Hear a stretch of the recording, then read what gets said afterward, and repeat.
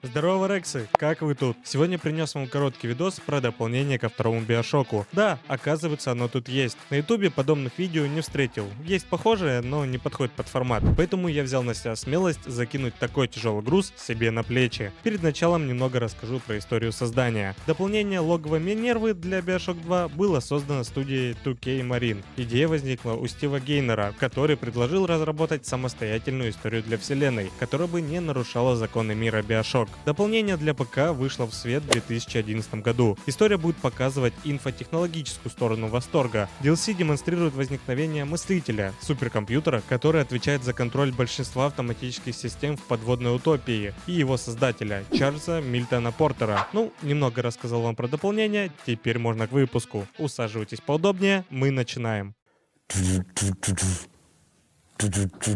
Ну ладно, хуй с ним, поехали. Игра стартует с того, как мы, большой папочка по имени Сигма, да, не какой-то там Альфа или Дельта, а настоящий Сигма, идем по коридору в сторону логова Минервы, чтобы достать коды от суперкомпьютера и доставить их Тененбаум. Как тут на связь выходит некий Рид Волл, приказывая охранникам убить здоровяка.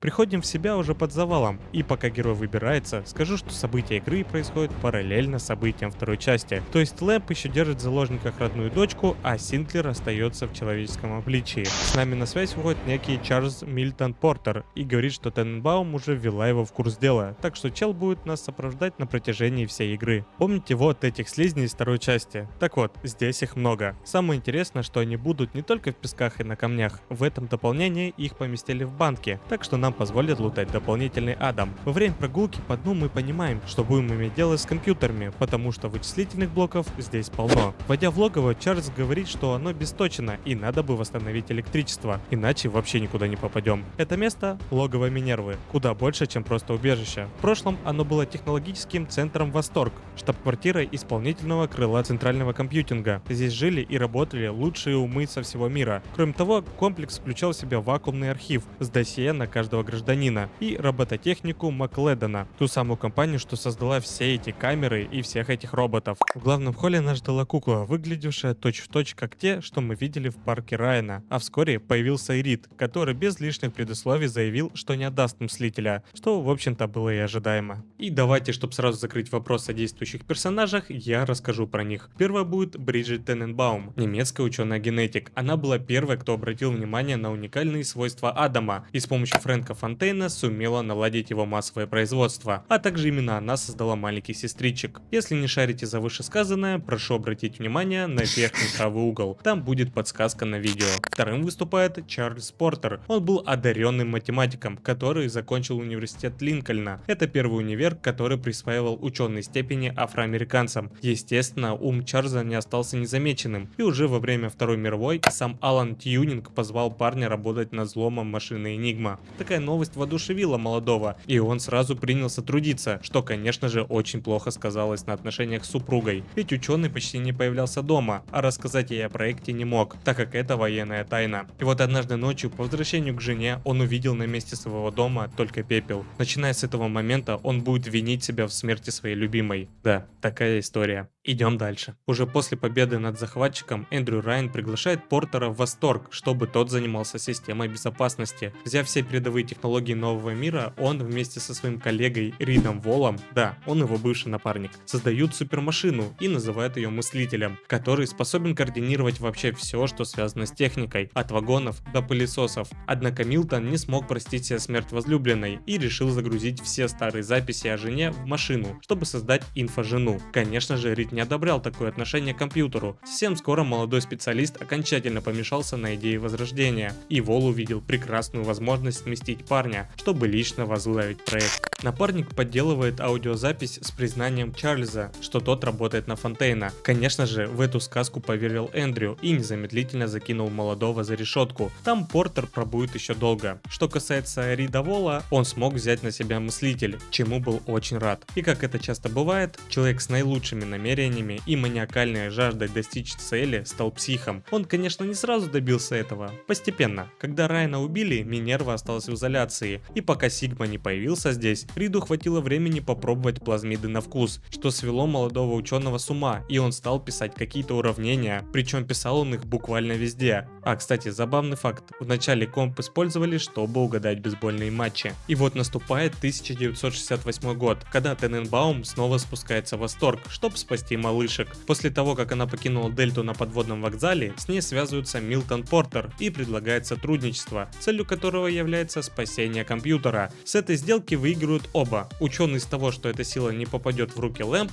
а Бриджит просто сможет узнать, как исцелить людей от зависимости Адамом. Дальше по просьбе того же Милтона в Вита-камере возрождают Сигму, который должен достать этот комп. Вот так мы оказываемся здесь. Из нового в этом дополнении это большие папочки. Помните, я вам говорил запомнить вот эту статую? Так вот, это передовой, самый новый и самый технически оснащенный большой папочка по прозвищу Улан. В английской версии его зовут Лансер. Эти ребята могут использовать ионную вспышку, которая слепит Сигму, давая преимущество в бою. Снабжены эти мужички так называемым ионным копьем, тоже новым оружием, с которым мы можем побегать. Да и в принципе это имба. Не, нам будут выдавать старое вооружение, но кому оно нужно, если дают такое? Еще сюда добавили плазмид гравитационный колодец. С его помощью мы станем врагов и открываем замки. Младших сестричек также решили оставить. С помощью них мы добываем атом и прокачиваем наши способности. Не забыли и про старшую сестру. Мы сможем ее увидеть один раз, когда она будет проплывать за окном. Видимо, снова следить за нами. Ну и также они приходят давать пиздюлей, когда мы очищаем девочек. Интересный эксперимент проводили в одной комнате. Тут по просьбе Райана создавали роботизированных сестричек, которые должны были прийти на замену живым. Видимо, Андрюха понимал, что рано или поздно лавочка может прикрыться. Как я говорил, на протяжении всей игры здоровяк будет слышать голос Портера. И вот мы бродили по всем локациям, пока не дошли до ядра того самого мыслителя, где встретили Рида Вола, который всю игру говорил нам, что высчитал такое уравнение, где герой точно не сможет победить. Ну, видимо, херово считал. Как только нам разблокировали дверь, мы настигаем малого и заканчиваем с ним, не забыв забрать ключ для активации ПК. После включения суперкомпьютера выясняется, что объект Сигма и есть Чарльз Милтон Портер. Ну, точнее, все, что от него осталось. Оказывается, что ученый, так же как и Джонни по прозвищу снаружи, попал в тюрьме под программу новых папочек из серии Альфа. Только если того назвали Дельта, этому здоровяку присвоили имя Сигма. Вы можете спросить, а кто тогда разговаривал с нами нашим же голосом? Все просто, это был мыслитель, который смог сгенерировать личность Чарльза внутри себя. По итогу, вспомнив, кто мы такой, отправляемся к капсуле, в которой нас заждалась Тененбаум. Идя по коридору, Сигма находит последнюю аудиозапись, из которой становится понятно, что эксперимент с перенесением разума покойной жены увенчался успехом, даже удалось восстановить голос. После этого мы активируем пульт управления батисферой и поднимаемся на поверхность. И здесь, под открытым небом, Чарльз говорит, что именно мысли о жене и любовь к ней помогли ему выжить в этом аду. Но теперь, обретя покой, он наконец-то готов отпустить ее.